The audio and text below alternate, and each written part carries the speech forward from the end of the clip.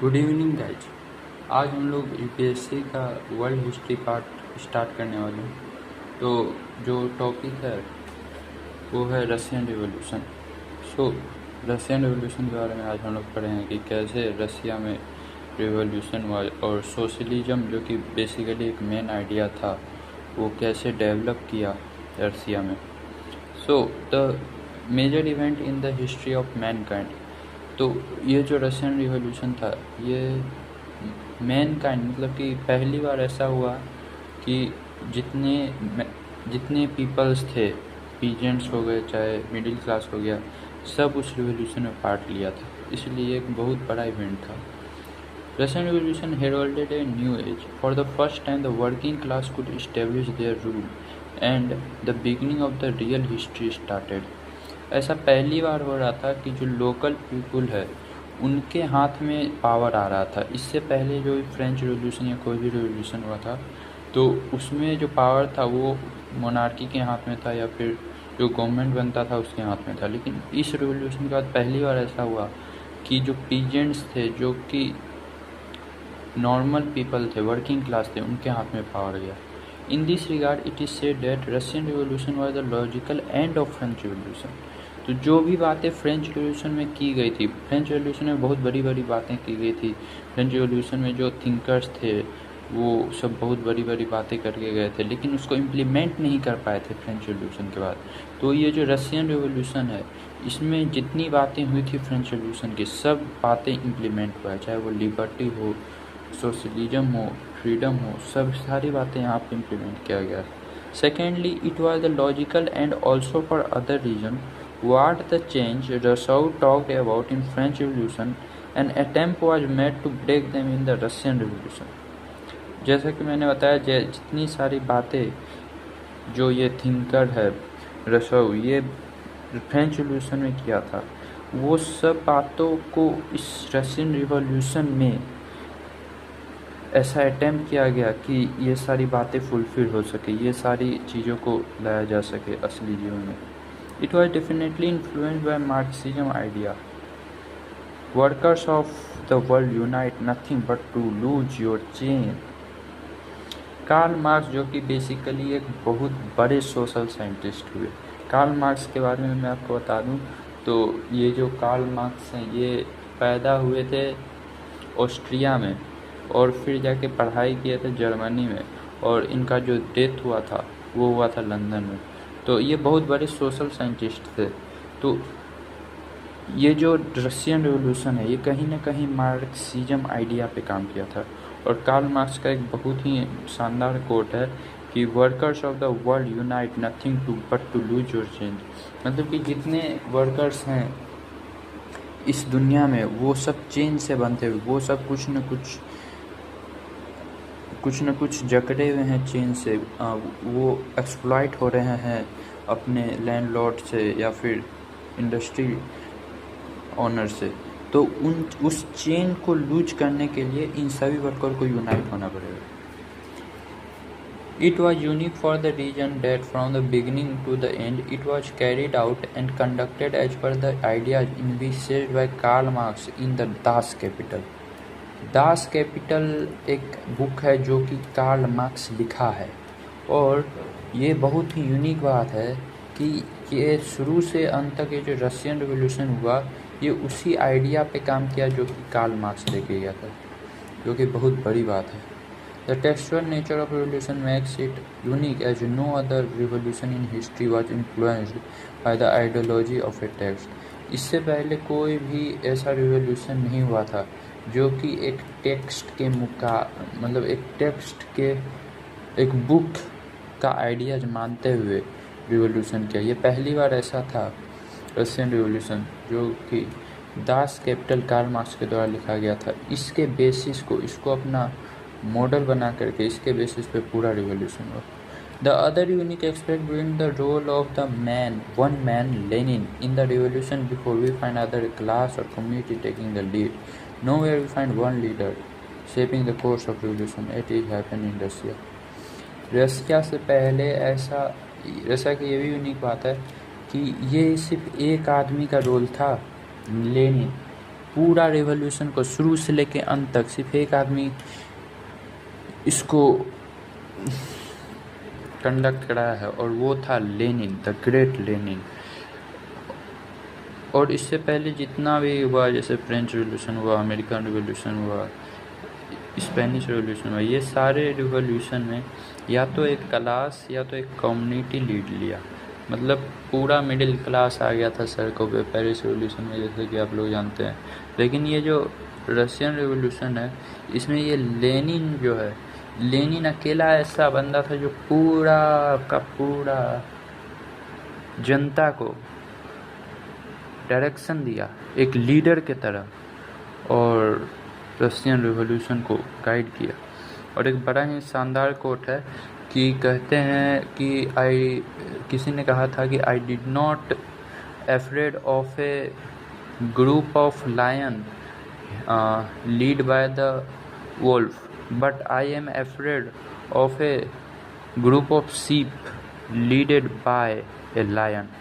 सो जो लीडरशिप है वो बहुत इम्पोर्टेंट है। जैसे कि आप लोग जानते हैं कि जो CSK है वो जीता है इतना बार, कि उसका जो प्लेयर है वो भी अच्छा नहीं था, फिर भी इसका वजह क्या है? थाला फॉर ए रीजन से आगे बढ़ते हैं। The reason for Russian revolution, Russia continue to remain in feudalism even during second decade of 20th century. तो ये जो रशियन रिवॉल्यूशन था, इसका मेन वजह क्या था? मतलब बहुत सारी वजह हैं, तो उनमें से एक वजह था कि ये जो रसिया था, ये फ्यूडलिज्म अभी भी वहाँ पे चल रहा था, फ्यूडलिज्म का प्रथा। In their population there were 45 million serfs and bounded labour who were exploited by feudal class. जितना पॉपुलेशन था उसमें 45 मिलियन तो सिर्फ सर्ब्स और बॉन्डेड क्लास। सर्ब और बॉन्डेड क्लास, बॉन्डेड लेवल किसको कहते हैं? वो जो काम करते हैं किसी न किसी बॉन्ड पे साइन करने के, मतलब कि जो वहाँ के वर्कर्स होते हैं, जो कि वहाँ पे काम करते हैं, उसको सर्ब्स एंड बॉन्डेड लेबर कहते हैं। Bonded labour and the serfs continue to demand for better living condition. तो ये जो बॉन्डेड लेबर है, ये लोगों को बस एक ही चीज़ चाहिए, जीने का अच्छा तरीका, रोटी, कपड़ा और मकान। क्या? फिर ये जो है jar Alexander II for the first time liberated the SERB working in the crown land in 1858। 1858 में पहली बार ऐसा हुआ कि जो वहाँ के राजा थे जार अलेक्जेंडर II, वो जितने सर्ब्स थे सबको लिबरेट कर दिए। Afterward, he introduced Edict of Emancipation, liberating all the bonded labor in Russia. उसके बाद वो Edict of Emancipation इंट्रोड्यूस किए, जिसके मुताबिक जितने बॉन्डेड लेबर हैं रसिया में सबको फ्रीडम मिल गया। क्या मिल गया? फ्रीडम। इससे पहले जो 1858 में जार अलेक्जेंडर II किए थे, वो फ्रीडम तो दिए थे लेकिन सिर्फ क्राउन लैंड में रहने वाले सर्ब्स को। लेकिन यहाँ पर एडिक्ट ऑफ इमेंसिपेशन में सारे लोगों को फ्रीडम मिल गया। क्या? तो बॉन्डेड लेबर है, bonded, their problem just remain the same. Bonded labour तो ख़त्म हो गया, लेकिन उनका प्रॉब्लम अभी था। पता है क्या प्रॉब्लम था? Survival become the major problem. भाई ठीक है, तुम उसको बॉन्ड से ख़त्म कर दिया कि ठीक है अब तुम बॉन्डेड लेबर नहीं है, पर वो बंदा को खाने पीने के लिए पैसा तो चाहिए ना कुछ काम तो वो करेगा ना। तो ये प्रॉब्लम अभी भी चल रहा था उन लोगों को। तो provision was made from liberated bonded labour to buy small land holding in 49 instalment. However land would remain under the control of village community called made. तो वहाँ के राजा सोचे कि चल भाई इन लोगों का प्रॉब्लम सॉल्व किया जाए। तो उन लोगों को स्मॉल लैंड होल्डिंग तो दे दिए, लेकिन उसको 49 इंस्टॉलमेंट में उसको भरना था पैसा। और तब तक के लिए जो लैंड था वो कहीं ना कहीं विलेज का जो कम्युनिटी था, जिसको मीर कहते हैं, उनके हाथों में था। मतलब इन लोगों का कुछ कंडीशन नहीं सुधरा, जैसा था वैसा ही रह गया। अभी भी इनके पास लैंड नहीं था, दूसरे का लैंड था, इंस्टॉलमेंट पे लिए थे और उसके लिए काम करते थे। This naturally made the liberated bonded labor unhappy, as they had to part their earning for the land holding and at the same time take care of their essential requirement. This disrespect continued to remain in Russia, and when the revolution started, the same bonded labor turned violent and aggressively took an active role in revolution. तो ये जो है ना, जितने bonded labour थे उनको बहुत ज़्यादा अनहैप्पी कर दिया, नाराज़ कर दिया, क्योंकि भाई वो काम कर रहे हैं ज़मीन पे और उनको अपना पैसा दूसरे को देना पड़ रहा है, दूसरे के साथ शेयर करना पड़ रहा है, और उसके बाद जो बचेगा उसमें उसको अपना भी देख रेख करना है, भाई बच्चा बाल बच्चा है, परिवार चलाना है। तो बहुत ज़्यादा नाराज़ हो गया, और इस नाराज़गी के ही वजह से जब रिवॉल्यूशन हुआ तो ये जो लोग हैं ये लोग टूट पड़े इन रिवॉल्यूशन पे, क्योंकि इनको चाहिए था अच्छा लिविंग कंडीशन, इनको चाहिए था अपना ज़मीन, अपना मकान जिसमें ये खेती करे, ये खुद कमाए और किसी के साथ शेयर ना करे। तो वो होता है ना, एक बैठ जाता है खुन्नस, लेकिन उस समय नहीं निकाला जाता है, जिस समय मौका का फिराक दिखाया जाता है, जैसे मौका मिलता है निकल जाता है। यही हुआ, ये जो बॉन्डेड लेबर था इनके अंदर कुछ न कुछ नाराज़गी रह गई, जैसे रशियन रिवॉल्यूशन हुआ इन सब का नाराज़गी निकला। Second, what is the second reason for Russian revolution? Slow process of industrialisation. तो इंडस्ट्रियलाइजेशन का ज़माना था भाई उस समय, started in Russia, created its own problem. Russia dependent upon France for investment. Lack of sufficient agriculture land was the other main problem, as industrialization started with Peter the Great and made progress under Catherine the Great. रसिया वहाँ पर industrialisation तो start कर लिया, लेकिन ये जो start किया इससे और उल्टा प्रॉब्लम ही हो गया। क्या प्रॉब्लम हो गया कि रसिया के पास इन्वेस्टमेंट करने के लिए पैसा नहीं था, वो फ्रांस पे डिपेंडेंट रहता था पैसा के लिए, और दूसरी बात कि उतना सफिशिएंट एग्रीकल्चर लैंड नहीं था, और जब एग्रीकल्चर होता है तो जो फैक्ट्री वैक्ट्री बनता है उसमें जो रॉ मटेरियल आता है वो तो एग्रीकल्चर से ही आता है बेसिकली। तो इसके ये सब प्रॉब्लम था, और ये जो इंडस्ट्रियलाइजेशन हुआ इसके वजह से industrial labour and small scale industrialist and capitalist class formation of industrial labour, industry बना तो इंडस्ट्रियल लेबर फॉर्म हो गया, स्मॉल स्केल इंडस्ट्रियलिस्ट, जो इंडस्ट्रियलिस्ट हैं स्मॉल स्केल के वो हो गए, और कैपिटलिस्ट क्लास भी हो गए।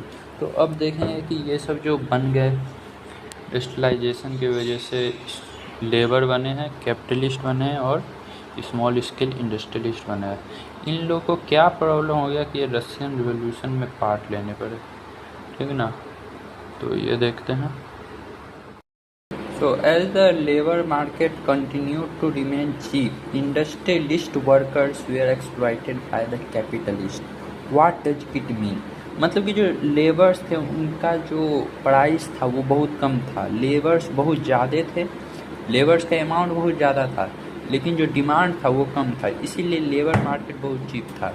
इसीलिए जो लेबर को वेजेज मिलता था वो बहुत कम मिलता था, क्योंकि बोलेगा कि अगर तुमको काम नहीं करना मैं दूसरे को रख दूंगा। There were so many of labours and the demand was very less, so they were exploited by the capitalist.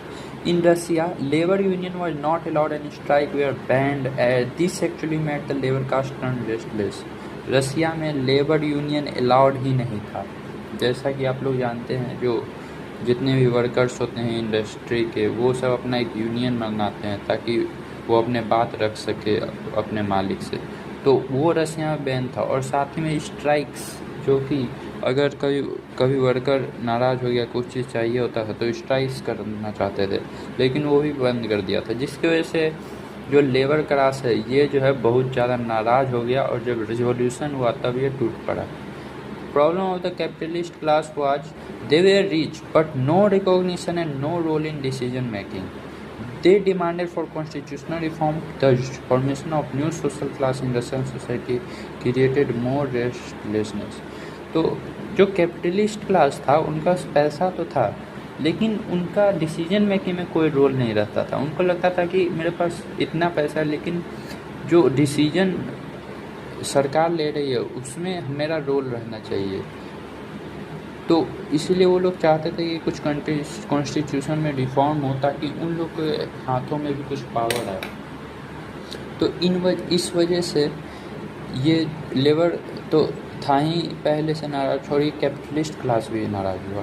तो इस तरह से जो ये इंडस्ट्रियलाइजेशन हुआ, इन रिसेंट एवोल्यूशन में इंडस्ट्रियलाइजेशन का भी रोल है। Russia also witnessed the formation of political party in 1895. Party for Industrial Worker called Workmen Socialist Democratic Party was formed in 1908.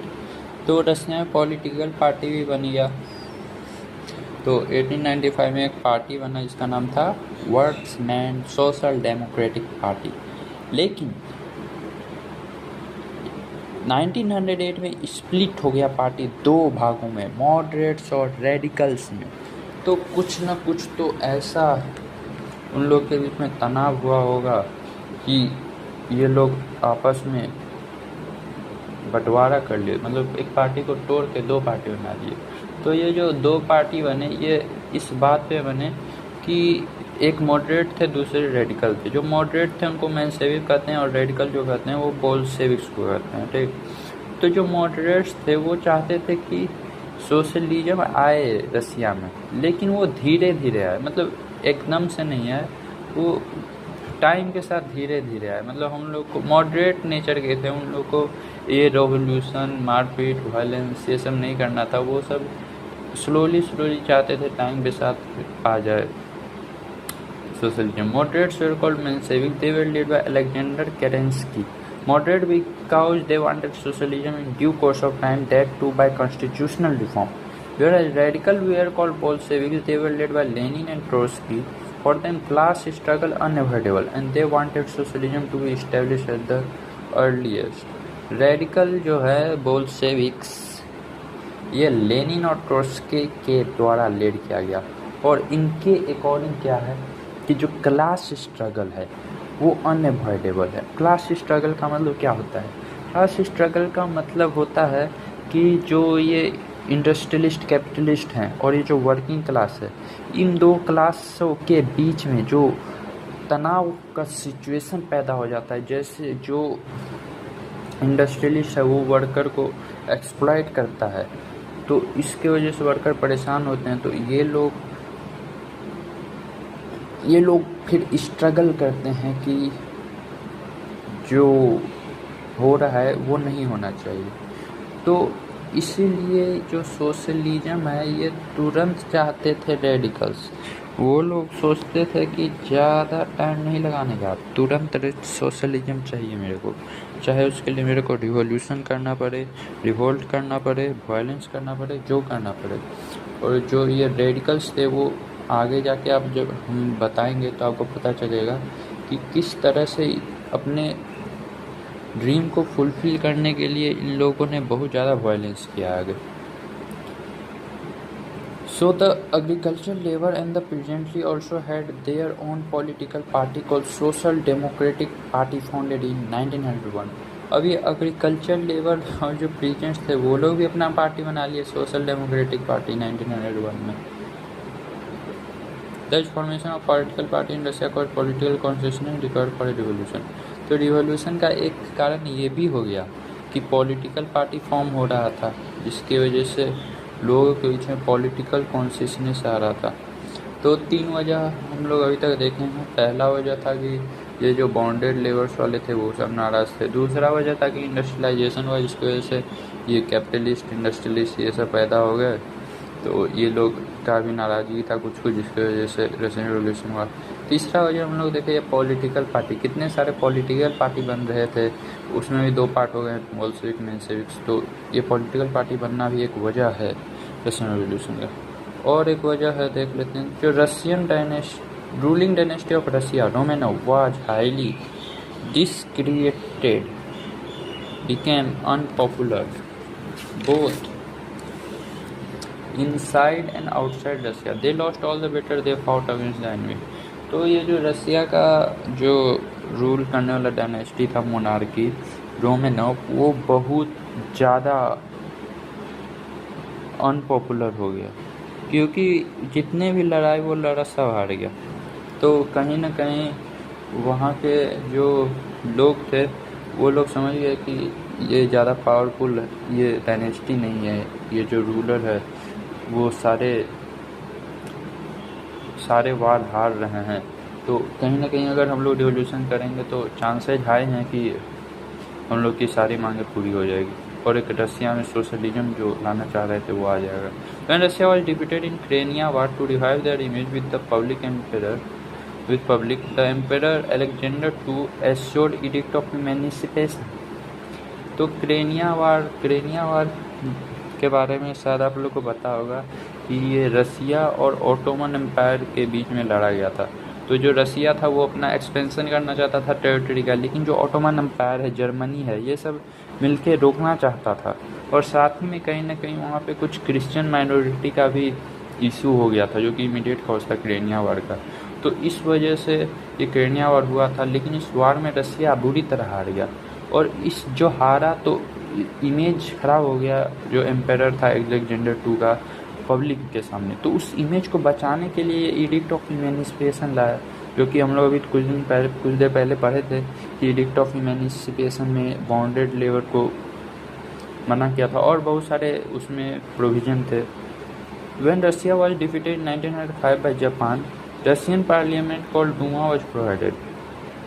और हद तो तब हो गई जबकि जापान एक छोटा सा देश रसिया ऐसे बड़े देश को हरा दिया 1905 में।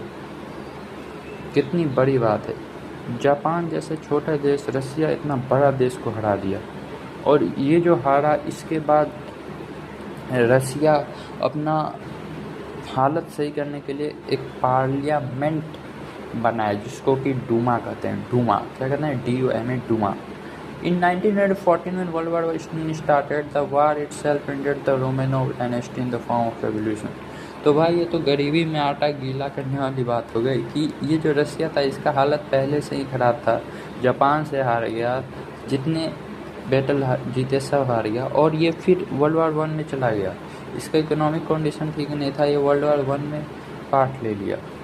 तो ये जो पार्ट लिया ये इस डायनेस्टी का आखिरी गलती साबित हुआ। और इसके बाद ये जो मोनार्की था इसको उखाड़ फेंका गया। Russia also experience intellectual revolution and a type of romanticism movement with great intellectual like Leo Tolstoy, Turgenev, Chekhov, Adam Gorky, Dostoevsky. तो रसिया, ऐसा बात नहीं है कि रसिया में पढ़े लिखे लोग नहीं थे, रसिया में भी बहुत सारे इंटेलेक्चुअल थे जो कि एक टाइप ऑफ रोमांटिसिस्ट मूवमेंट लाए।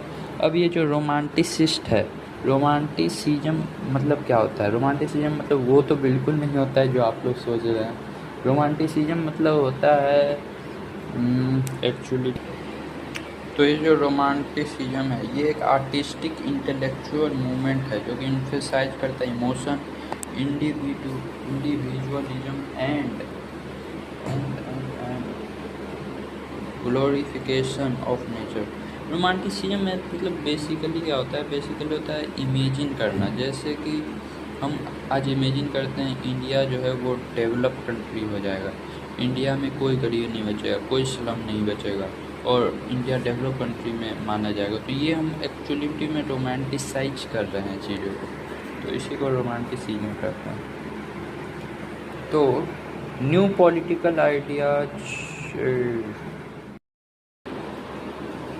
Political ideology found in Russia were liberalism, radicalism, nihilism and universalism.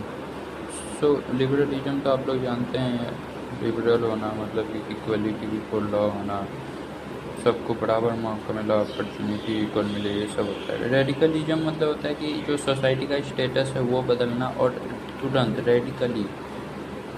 Nihilism it is a family of philosophical view that reject the existence of any objectively meaningful purpose, moral value, truth or knowledge। और एक universalism होता है, ये certain idea, truth or salvation apply universally to all people regardless of culture, religion or nationalism। ये होता है। So next,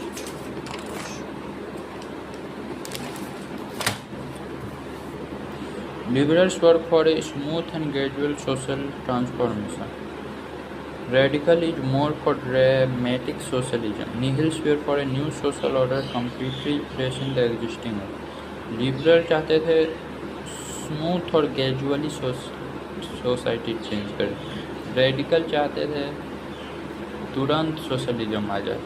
और निहिल्स जो थे वो चाहते थे कि न्यू सोशल ऑर्डर बने जो कि पुराने वाले को पूरी तरह से क्या करे, रिप्लेस कर दे. और यूनिवर्सलिस्ट थे जैसे लियो टॉल्स्टॉय. ये infused A moral and ethical value के सोशल लाइफ. ये लोग चाहते थे कि जो सोशल लाइफ हो उसमें कुछ मोरल और इथिकल वैल्यूज हो. निहिलिज्म जैसा कि आप लोग देख रहे थे, किसी objectively meaningful purpose, moral value, truth या नॉलेज को रिजेक्ट करने को करते थे. So immediate cause for revolution was Russian participation for world war one. मैंने जैसे कि बताया कि रशियन रिवोल्यूशन का जो इमीडिएट कॉज था वो था वर्ल्ड वॉर वन में पार्ट लेना. Though economically not sound, Russia entered the war on the behalf of Serbia. She sustained the war on behalf of Serbia. She sustained heavy loss. On the other hand, agricultural production had severe setbacks. तो world war one, जैसा कि हम लोग जानते हैं कि world war one कैसे हुआ था. वर्ल्ड वॉर वन के समय में ऑस्ट्रिया ने सर्बिया पे अटैक कर दिया था. तो जर्मनी ऑस्ट्रिया की तरफ से आ गया था लड़ने, और जो रसिया था वो सर्बिया की तरफ से आ गया था लड़ने. तो रसिया का इकोनॉमिक हालत सही नहीं था, और साथ ही में उसका जो एग्रीकल्चर प्रोडक्शन था वो बहुत कम गया था, क्योंकि जितने लोग थे सब वार पे चले गए थे लड़ने के लिए, तो एग्रीकल्चर कौन करेगा. There were wide spread demonstration, disturbance, bread strike in both rural and urban centres.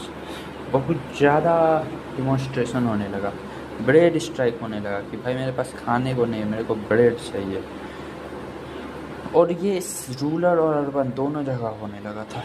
World war one के वजह से on 8 March 1917 a massive people movement started in Moscow. Army supported the movement. The ruling Romanov administration lost its credibility with a leader like Alexander and Rasputin. तो इस तरह से जो हमारा Romanov dynasty था ये ख़त्म हो गया, और एक provincial government was found by constitutional democrat under leadership of professor मेलिनकोव.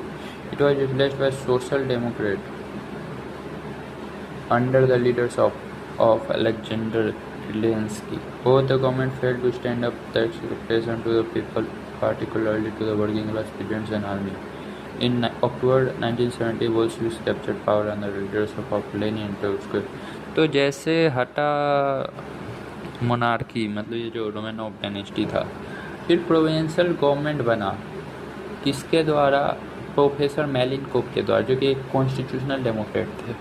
वो फिर रिप्लेस होगा अलेक्जेंडर क्लेंस्की के द्वारा बना हुआ प्रोविंशियल गवर्नमेंट का, जो कि सोशल डेमोक्रेट थे.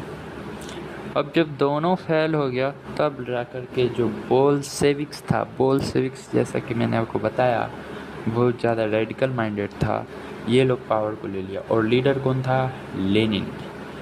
Lenin very dangerous man. Reasons for the success of Bolsheviks. तो बोल्शेविक्स में ऐसा क्या था कि सक्सेस हो गया, लेकिन इससे पहले जो ऊपर का दो गवर्नमेंट था वो सक्सेस नहीं हुआ. They promise everything for every section. हर सेक्शन के लिए भाई ने प्रॉमिस किया था. पहले देखते हैं एग्रीकल्चरल लोगों के लिए क्या किया था. Nationalisation and distribution of land for landless, control of factories and industry to the working class, and in the war for giving relief to the army. This was precisely why they could win the support of major section of society. भाई साहब, जो वहाँ पे agriculture लोग थे उनके लिए कहा गया कि नेशनलाइज कर देंगे लैंड को और डिस्ट्रीब्यूट कर देंगे लैंड को लैंडलेस के द्वारा. साथ ही में फैक्ट्री जो है वो वर्किंग क्लास के कंट्रोल में आ जाएगा. और आर्मी के लिए बोला कि वर्ल्ड वॉर वन ख़त्म कर देंगे. Wherever force was required to suppress anti-revolutionary element, Bolsheviks had not hesitated to use the force. The Red Army of Bolsheviks, commanded by Tolstoy, used force to extreme alienation of the opponent of the revolution. जहाँ जहाँ revolution इसके खिलाफ प्रदर्शन हुआ वहाँ वहाँ दबाने के लिए ये फोर्स यूज किया, थोड़ा सा भी नहीं हिचकिचाया. That's why they are radically minded. They can use violence, anything. Like the Jacobians of French Revolution, who had their own community called Committee and Public Safety. Bolsheviks Committee and Public Safety. Bolsheviks constituted a secret organization, JKV, to eliminate the enemy. They even killed the royal family of Romanov. यहाँ तक कि जो royal family था रोमेनोव का, उसको भी किल कर दिया बोल्शेविक्स. तो जो बोल्शेविक्स थे कितने खतरनाक थे, इससे पता चल रहा है आपको. They successfully deal with the external challenges. Lenin immediately concluded the war, signed the treaty with Germany called Brest-Litovsk, withdrawal of Russia from World War I. और फिर ये लोग जो एक्सटर्नल चैलेंजेस है इनसे भी लड़ा. इंटरनल तो जो था, जो भी इसके खिलाफ हो रहा था उसको तो फोर्स यूज करके दबा ही दिया. एक्सटर्नली भी जो वर्ल्ड वार 1 हो रहा था तो उसको फटाक से विड्रॉ कर लिया कि नहीं, अब मेरे को वार में पार्टिसिपेट नहीं करना. तो एक ट्रीटी साइन हुआ था जर्मनी के साथ जिसको ब्रेस्ट-लिटोव्स्क कहते हैं. ये बहुत इंपॉर्टेंट ट्रीटी है. इसी के ट्रीटी के बाद रसिया वर्ल्ड वार 1 से पीछे हट गया था. When European powers threatened to attack Russia, Bolsheviks mobilized support from within the society and offered stiff resistance. They saved the revolution. और जो यूरोपियन पावर रसिया को अटैक करने की धमकी देता था तो ये बोल्शेविक्स अपने सोसाइटी से सपोर्ट लेता था, सारे लोगों को जमा कर लेता था और कड़ा टक्कर देता था. इस तरह से ये जो बोल्शेविक्स था ये लोग सक्सेसफुल हुआ रसिया में. फिर लेनिन का ये जो कॉन्सेप्ट था वार कम्युनिज्म, ये क्या था ये जानते हैं. Part of the revolution, Lenin went for policy called war communism. Under this, drastic changes were introduced. Land was nationalized and distributed for landless and agriculture coolies, जैसा कि वादा किया था.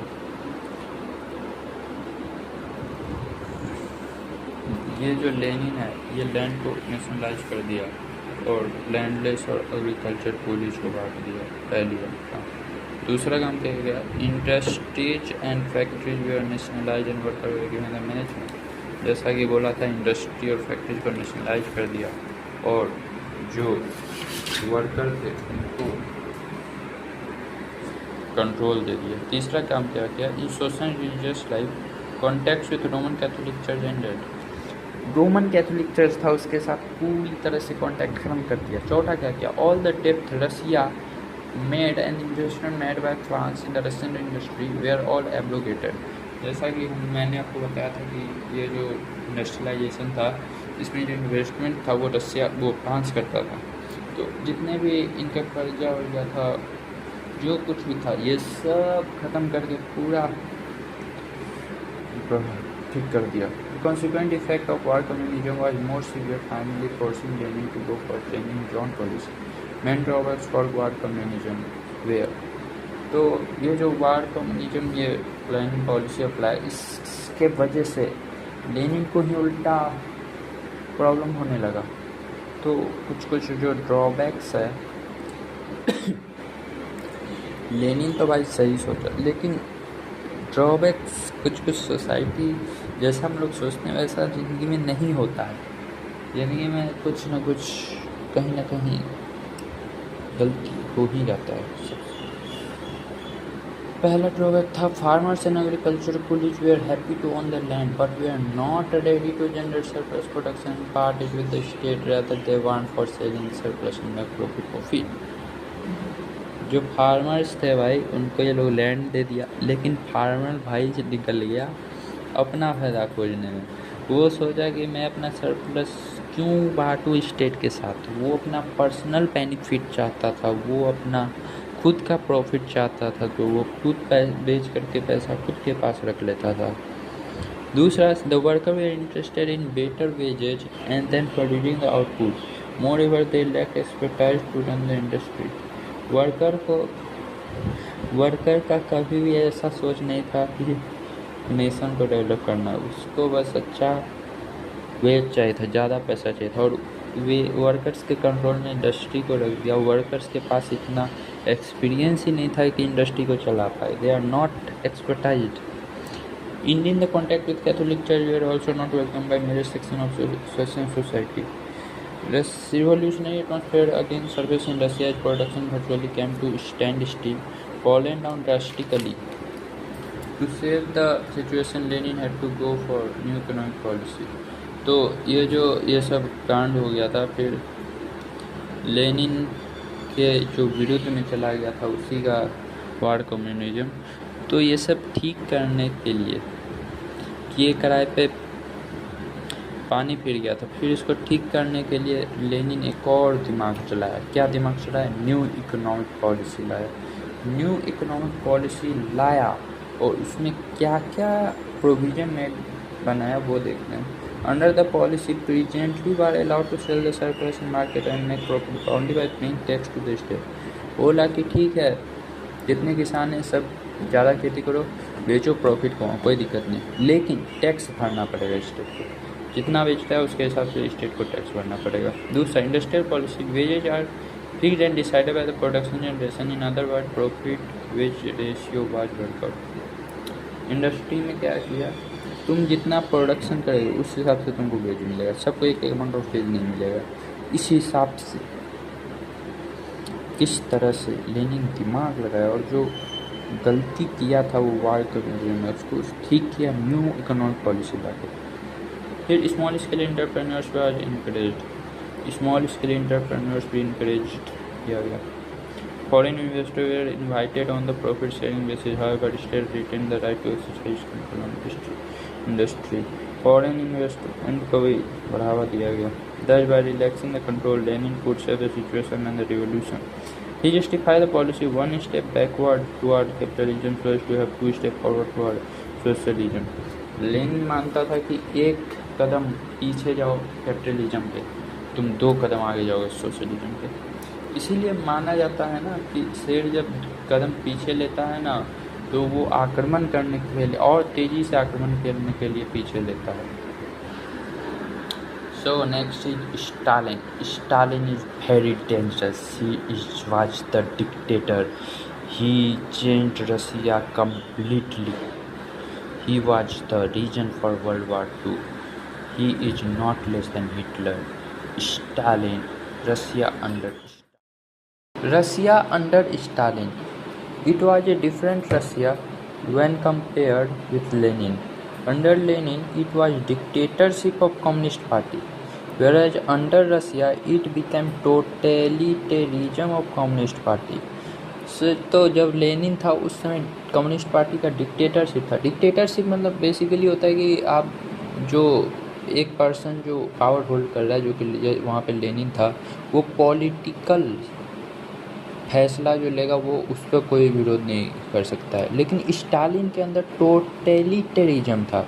इसका मतलब कि वहाँ पे जितने लोग रह रहे थे उनका हर एक्सपेक्ट पे सिर्फ स्टेट का कंट्रोल है, चाहे वो पॉलिटिकल हो, रिलीजियस हो, इकोनॉमिकल हो, कोई भी जो स्टालिन बोलेगा वही करना होगा, जो धर्म को मानने बोलेगा वही मानना पड़ेगा, जो करने बोलेगा वही करेगा। तो स्टालिन जो था वो लेनिन से ज़्यादा खतरनाक आदमी था। Stalin infused a very strict discipline in the production process. Stalin जो किया था रसिया में, भले ही डिक्टेटरशिप था लेकिन वो बहुत सारे अच्छा काम भी किया था। जैसे सबसे पहले तो प्रॉब्लम देखा कि रसिया में क्या क्या प्रॉब्लम है। तो मेन प्रॉब्लम था, पहला था एक्सपेंशन ऑफ एग्रीकल्चर। एग्रीकल्चर वहाँ पे बहुत कम होता था। पहले भी देखे थे कि इंडस्ट्रियलाइजेशन जब हुआ था तो फ्रांस इन्वेस्टमेंट करता था और एग्रीकल्चर लैंड का शॉर्टेज था। दूसरा, जनरेशन ऑफ कैपिटल फॉर्मेशन। बिल्कुल कैपिटल फॉर्मेशन यहाँ होता ही नहीं था। बेसिकली जब एग्रीकल्चर ही ज़्यादा नहीं होगा तो सरप्लस प्रोडक्ट नहीं आएगा, तो वो बेचेगा नहीं, तो कैपिटल फॉर्मेशन नहीं होगा। तीसरा, development of major industry.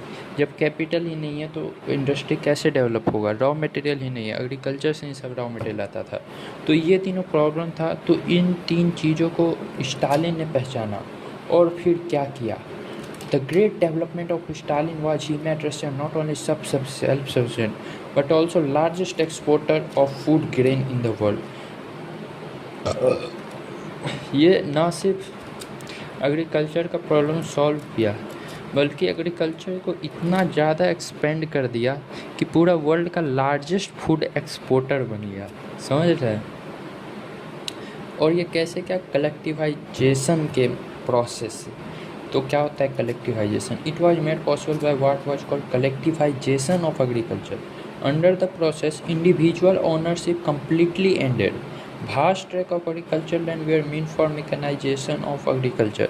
Collectivisation मतलब हुआ कि वो जो लैंड है वो किसी एक इंडिविजुअल का नहीं होगा, वो भास्ट ऑफ लैंड सरकार का होगा और सभी उस पर खेती करेंगे और उनका जो वेजेज होगा वो उनके आउटपुट पे डिसाइड होगा। Stalin use brutal force even went for communal mass care of the people and communities opposed his collectivisation. जैसा कि मैं बताया कि स्टालिन डिक्टेटर से भी खतरनाक आदमी था। स्टालिन कितने सारे लोगों को मरवा दिया अपना फोर्स का यूज करके, जो भी इसके अपोजिट में जाता था उन सबको मरवा जाता था। Something like Hitler in Germany, Stalin was in Russia. With the surplus production, Russia could generate entire capital formation from the agriculture sector itself. लेकिन स्टालिन का अच्छा बात भी था कि ये इतना ज़्यादा एग्रीकल्चर को एक्सपेंड कर दिया था कि कैपिटल फॉर्मेशन बहुत ज़्यादा होने लगा था सिर्फ एग्रीकल्चर सेक्टर से। और स्टालिन का मानना था कि इंडस्ट्री मतलब power, industry means power and it was a source of strength for capitalist country. जितना कैपिटलिस्ट कंट्री है, अमेरिका, इंग्लैंड, सब सोर्स ऑफ स्ट्रेंथ क्या है? इंडस्ट्री। पावर मतलब क्या? इंडस्ट्री। जितना ज़्यादा जिस कंट्री का इंडस्ट्री डेवलप हो उतना ज़्यादा powerful. From 1828 onward 5-year plans stored in Russia with rigorous planning and implementation of ideas। 1928 के बाद से 5-year प्लान स्टार्टेड हो गया रसिया में।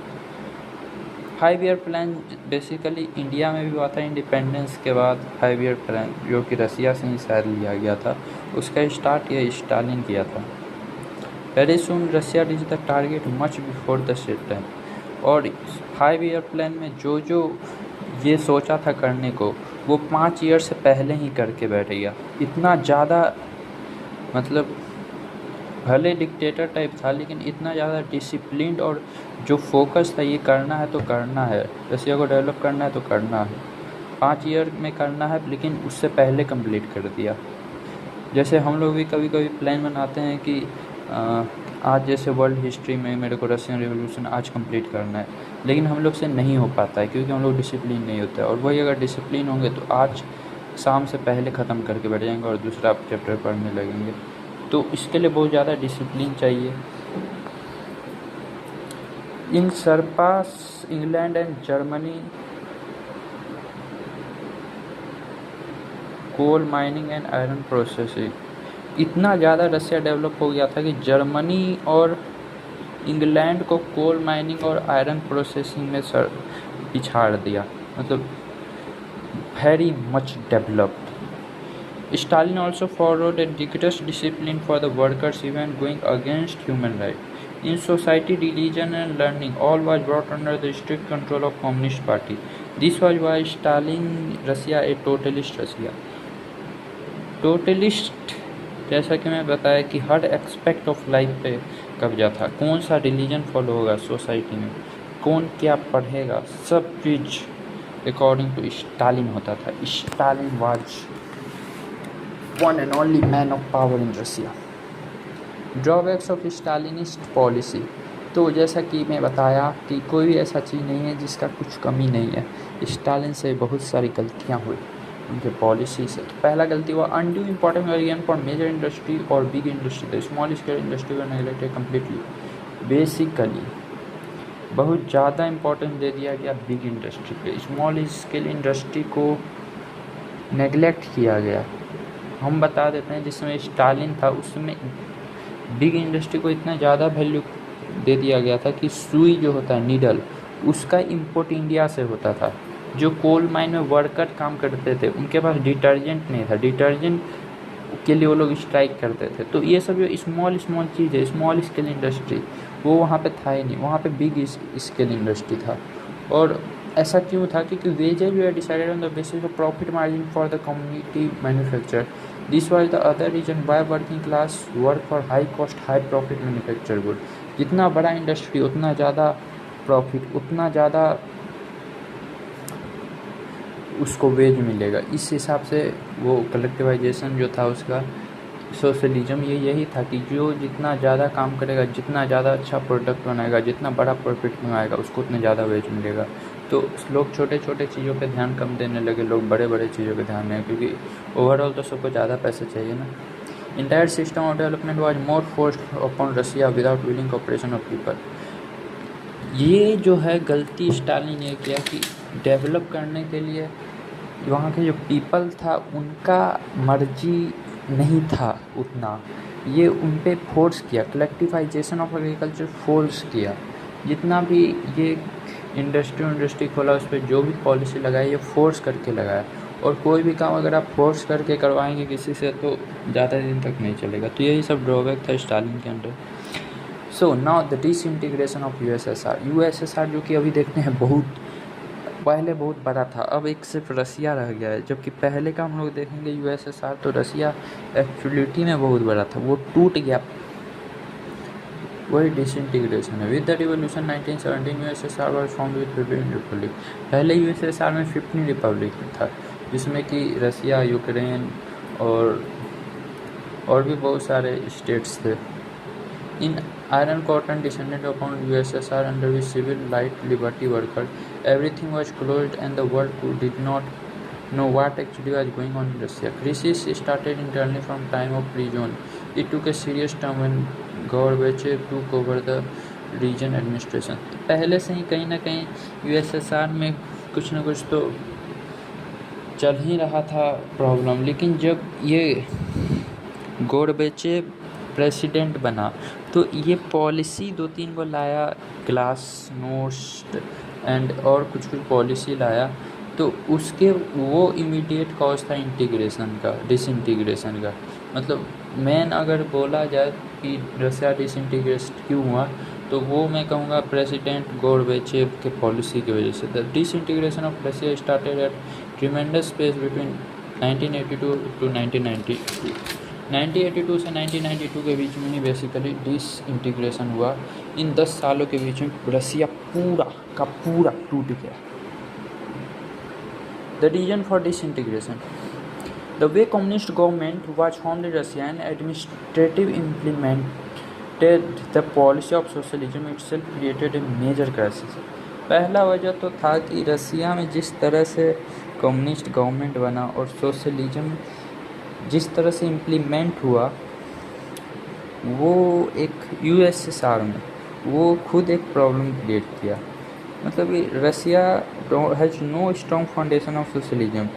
It was not the socialism Marx invest and expect. ये जो रशियन रिवोल्यूशन था, मैंने पहले ही बताया था, दास कैपिटल मार्क्स लिखा था तो मार्क्स के आइडिया पे बना था। लेकिन रसिया में जिस तरह से सोशलिज्म बना, ऐसा तो कभी भी मार्क्स बताया ही नहीं था। और रसिया का सोशलिज्म का कोई फाउंडेशन नहीं था। मार्क्स क्या बोला था, पहले कैपिटलिज्म होगा उसके बाद सोशलिज्म होगा, but in Russia entered into socialism without proper capitalism. She failed to develop a socialist and communist culture for sustaining socialism. This was why the system collapsed. रसिया पहले कैपिटलिस्ट बना ही नहीं, डायरेक्ट सोशलिज्म बन गया।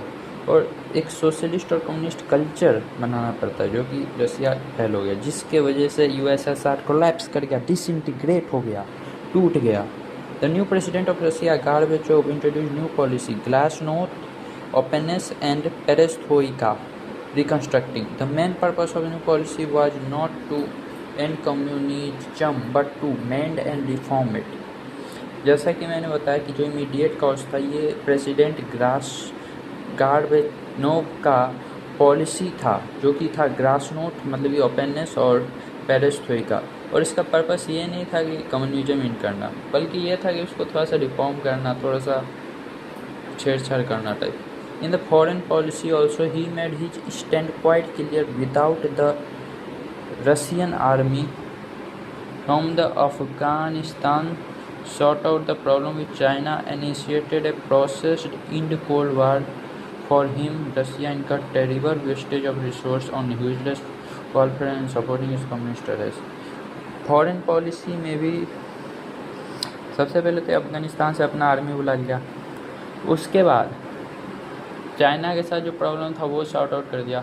और cold war America और रसिया के बीच में लड़ा गया वार था। कोल्ड वार बेसिकली मतलब होता है कि हम लोग वेपन से लड़ाई नहीं करेंगे, लेकिन बाकी सब तरह से हानि पहुंचाने का काम करेंगे। घर में भी कभी कभी कोल्ड वार हो जाता है घर वालों के बीच में। वो लोग डायरेक्ट लड़ाई नहीं करते हैं, पर मतलब एक दूसरे से कुछ नहीं बोलते हैं। वैसा ही कुछ रसिया और अमेरिका के बीच में चला था 1945 से 1992 के बीच में। तो वर्ल्ड वार 2 जब चल रहा था उसी के एंड में कुछ ऐसा इन दोनों के बीच में गड़बड़ हो गया कि दोनों के बीच में कोल्ड वार होने लगा। तो हम लोग जो नेक्स्ट टॉपिक है वो कोल्ड वार ही है, तो इसके बाद हम लोग कोल्ड वार कवर करेंगे। तो रसिया इनका टेरिबल वेस्टेज, तो ये कुछ अच्छा काम किए थे ये गार्बेनोव जो ये थे प्रेसिडेंट रसिया के। पर अब इनका जो पॉलिसी था, जिस पॉलिसी की वजह से डिसइंटीग्रेशन ऑफ यूएसएसआर हुआ, उसके बारे में पढ़ते हैं। ग्लासनोस्ट, ये जो ग्लासनोस्ट है इसका मतलब होता है ओपननेस, मतलब कि it was mean for restoring human rights and granting freedom in cultural affair which was denied by communist government. इसका पर्पस ही था कि ह्यूमन राइट को रिस्टोर करना और कल्चरल अफेयर में फ्रीडम प्रोवाइड करना, जो कि कम्युनिस्ट गवर्नमेंट मना किया था। Bukharin chief critic of socialist who was killed declared innocent.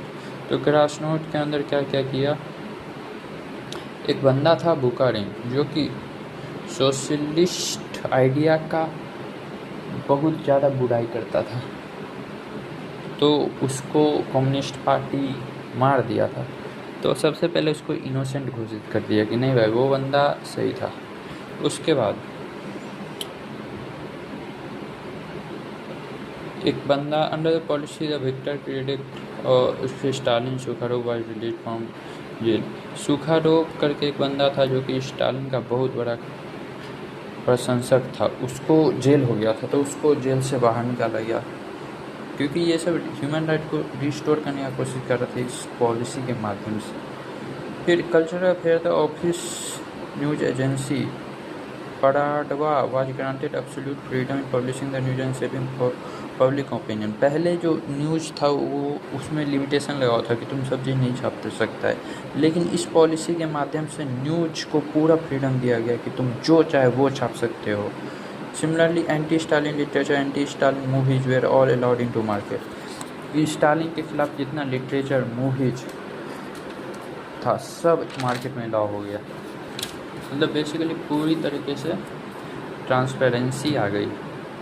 For the first time attempt to make the public understand what where things were going on Russia.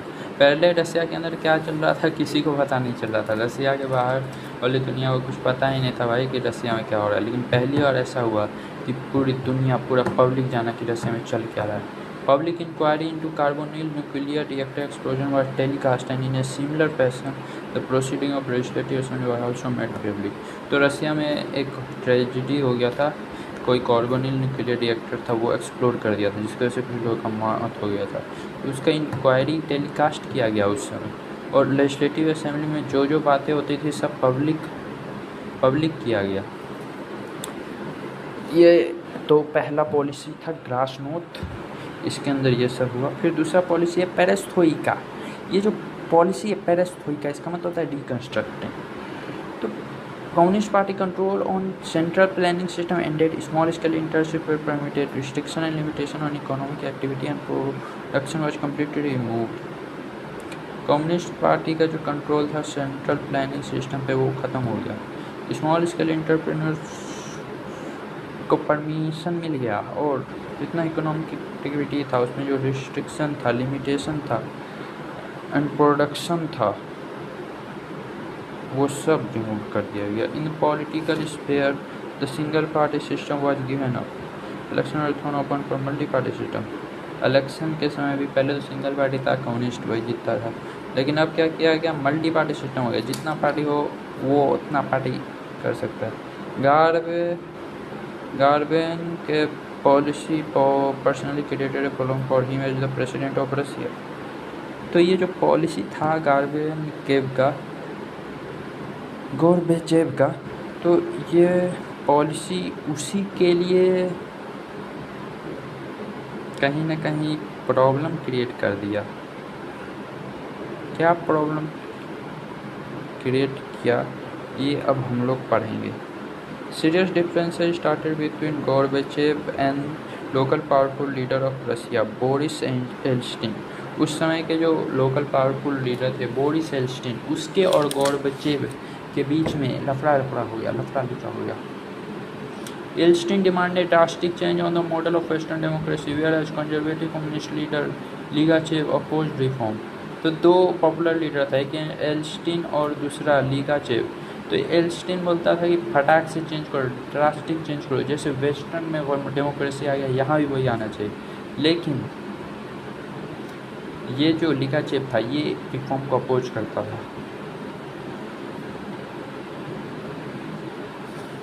For them, they were too drastic, threatening the very existence of the Communist Party. लिगाचेव कहता था कि ये जो change है इतना ज़्यादा drastic है कि कम्युनिस्ट पार्टी का एग्जिस्टेंस को प्रॉब्लम खतरे में ला देगा। तो ये जो गोरबेचेव था ये इन दोनों के बीच में फंस गया कि किसको सपोर्ट करे। दूसरा था कि election was held for the new supreme Soviet. Yeltsin was not elected due to the position of conservative communist party leader. ये जो लिगाचेव था कंजर्वेटिव कम्युनिस्ट पार्टी लीडर, ये बहुत ज़्यादा उसमें इलेक्शन हुआ तो अपोज किया, जिसकी वजह से एल्स्टिन हार गया। तो क्या हो गया, massive rally started in support of Yeltsin. Yeltsin के सपोर्ट में मैसिव रैली हुआ, और ऐसा रैली जो है आज तक दुनिया में नहीं हुआ था। और ये जो रैली था ये कम्युनिस्ट पार्टी का कंट्रोल ख़त्म कर दिया। इसी को फरवरी रिवॉल्यूशन कहते हैं, क्योंकि ये उस समय पे वहाँ जो कैलेंडर चलता था उस कैलेंडर के हिसाब से फरवरी चल रहा था, लेकिन एक्चुअलिटी में मार्च चल रहा था। पर चूँकि वहाँ पे जो कैलेंडर चलता था उसके हिसाब से फरवरी हो रहा था, इसलिए इसको फरवरी रिवॉल्यूशन कहते हैं। In the economic front the reform failed to give immediate result. The national income of Russia continue to fail by 15% from 1990। तो ये सब जो हुआ, ये सब तो चल ही नहीं रहा था रसिया में, उस बीच में इकोनॉमिक इसका बहुत गिर गया। 1990 में 15% तक इसका नेशनल इनकम गिर गया। Factories continue to manufacture more expensive good expecting more salary. The consecutive effect wise small scale industry completely neglected severe shortage of essential good. जैसा कि मैंने पहले ही बताया था, फैक्ट्री मोर एक्सपेंसिव गुड बनाने में लगी हुई थी, जिसकी वजह से जो बेसिक एसेंशियल गुड होता है वो सब नहीं बन रहा था। In order to cover up the financial deficiency, Russia was forced to go for minting currency, which in turn led to hyperinflation. और फाइनेंशियल स्थिति ठीक करने के लिए रसिया पैसा छापने लगा, जिसकी वजह से हाइपर इन्फ्लेशन हो गया, आर्थिक स्थिति और ख़राब हो गया। हाइपर इन्फ्लेशन मतलब क्या होता है कि आपको जो ब्रेड पहले 5 रुपये में मिलता था अब वो 50 रुपये में मिलेगा, क्योंकि पैसा इतना ज़्यादा मार्केट में आ गया है। इसीलिए बहुत सारे लोगों का क्वेश्चन भी आता है कि अगर इंडिया का इकोनॉमिक स्थिति ख़राब है तो ज़्यादा पैसा क्यों नहीं छापते हैं। यही होगा, अगर पैसा ज़्यादा छाप देंगे तो जो चीज़ आज आपको 5 रुपये में मिल रहा है वो चीज़ 50 रुपये में मिलने लगेगा, तो कोई फ़र्क नहीं पड़ेगा, उल्टा और हालत ख़राब हो जाएगा। The coal mine worker of Siberia organise a major strike that no one has scene.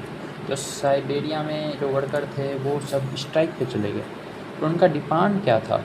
उनका डिमांड था essential good, detergent, better ways, interesting ending the communist party administration in Siberia.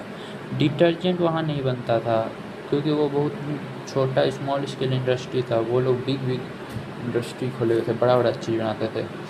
वो लोग को जो साइबेरियन वर्कर थे उनको better wages चाहिए, और वो लोग चाहते थे कि कम्युनिस्ट पार्टी साइबेरिया में ना हो। This was very much influence by the Polish solidity movement of coal mine worker. इससे पहले पोलैंड में जो वर्कर थे वो भी किए थे मूवमेंट, तो उससे कहीं ना कहीं ये इंस्पायर हुआ। और पोलैंड में भी जो हुआ था कम्युनिस्ट पार्टी कहीं अगेंस्ट हुआ था, तो उसी से देख करके ये लोग भी क्या किया। 1/4 Russian population continue remain under below poverty line. 1/4 of Russian population under poverty line था। Gorbachev completely lost control in the reform movement he started. तो ये जो गोरबेचेव था प्रेसिडेंट उस समय का, वो अपने ही जाल में फंस गया। वो भला करना चाहता था, पर किस तरह से उसका पॉलिसी की वजह से डिसइंटीग्रेशन हो गया यूएसएसआर का। Internal issues. In the internal issue within the republic also, the Communist Party Central Command virtually lost its control. In 1986 civil war between Armenia and Azerbaijan, Communist government failed to solve the crisis. तो ये जो अर्मानिया और Azerbaijan, ये दो country था जो कि पहले यूएसएसआर में आता था, इन दोनों के बीच में कुछ लड़ाई हो गया। वहाँ पर एक बहुत ही फर्टाइल लैंड था, उसके लिए इन दोनों के बीच में कुछ लड़ाई हुआ था। लेकिन ये जो कम्युनिस्ट पार्टी था, इसमें एकदम पावर ख़त्म हो गया था। ये उसको सॉल्व ही नहीं कर पाया, कुछ भी होता था ये लोग सॉल्व नहीं कर पाता था। इसका धीरे धीरे पूरा पावर कंट्रोल ख़त्म हो गया। मार्च 1990 Baltic Republic like Lithuania, Latvia, Estonia declare independence. तो मेरे पास ये मैप हल्का सा मैं बनाया था अपने, तो ये यहाँ पे अर्मेनिया और ये अजरबैजान था, इन दोनों के बीच में यहाँ पर लड़ाई हुआ था। फिर अभी ये हम लोग बात कर रहे हैं लिथुआनिया, लटाविया, इस्टोनिया। तो ये यहाँ इस्टोनिया है, इधर लटाविया है, इधर लिथुआनिया है। तो ये तीनों जो है रिपब्लिक अपने आप को घोषित करती है, मतलब यूएसएसआर से बाजू हट गया। फिर 1991 में Ukraine second largest Republic also announce कर इंडिपेंडेंस। तो ये रहा यूक्रेन, ये भी इंडिपेंडेंस अनाउंस कर दिया। फिर Boris Yeltsin elected president of Russian republic assisted the union of republic. Ukraine and Belorussia joined the union in December 1991। तो ये जो बोरिस येल्सिन था उसने प्रेसिडेंट बना था, वो बोला कि यूनियन ऑफ रिपब्लिक बनाते हैं। तो यूनियन ऑफ रिपब्लिक बनाया, तो USSR eight more republic of USSR also become member of the union. There is a formation of new union called Commonwealth of Independent States. Once for all ended the idea of USSR. This integration was completed on 25th December. The whole problem in disintegration was apart from internal crisis. President Gorbachev lost complete coercion force. In other words, he himself was victim of his own grand design.